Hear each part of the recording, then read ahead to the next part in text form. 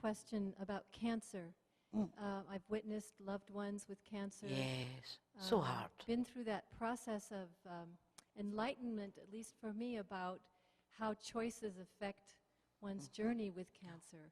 Do you have anything to share about cancer being a reflection of the heart chakra functioning or being open? Or Well, cancer is a reduction of life force energy. And over time, the communication within the cells miscommunicate, and it recognizes cancer as an embryo instead of cancer. And so it is natural within the body, in this miscommunication because of lack of life force energy, it says, well, all right, it's an embryo, you have to surround it, protect it, feed it, allow it to grow. But when life force energy comes back in, solar plexus, energy work, building up chi energy, the communication is now opened up into full communication. The cells say, wait, that's not an embryo, it's cancer. Stop feeding it, stop protecting it, eliminate it from the body. But it's the same in life, isn't it?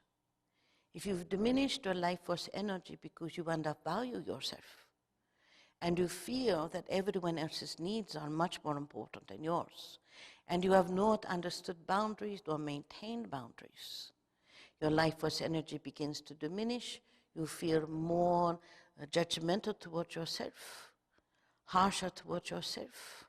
You may love others freely and generously, but you do not love yourself. And therefore you diminish your own life force energy, no matter how much you love others. And therefore the miscommunication starts.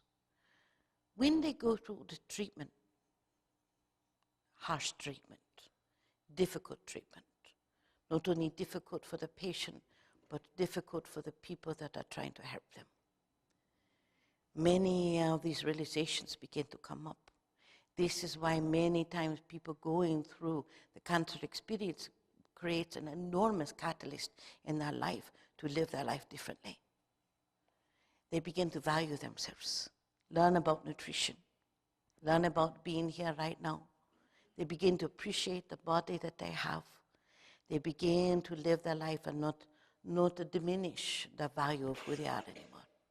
And so it can be quite miraculous going through the experience, but is also gained greater because then they take all of the learning, they grow it in the heart chakra, they grow it into their life, and they take a decision, I'm going to do something positive with the world. They begin to awaken a chakra, awaken their passions, and then they move away from that experience completely. Some will repeat the experience because they're delving back into the understanding it must come from inside. It must come from love from themselves. Sometimes they are still continuing the journey of toxic supplementing, and so they haven't learned what that experience can be for them. The good thing is you don't have to go through that experience in order to gain the wisdom. But it is difficult. It is a very, very difficult thing. For those that cancer takes them over, it is a decision very clearly within them that somehow they are complete with their journey. It's difficult for all that love them and do not understand. But it is for the person that goes through that journey that when they are in spirit and they have left their body from the cancer, they will go into spirit and they will learn what they could not learn through the disease. It's a beautiful thing. You will always grow. You really can't stop it from happening.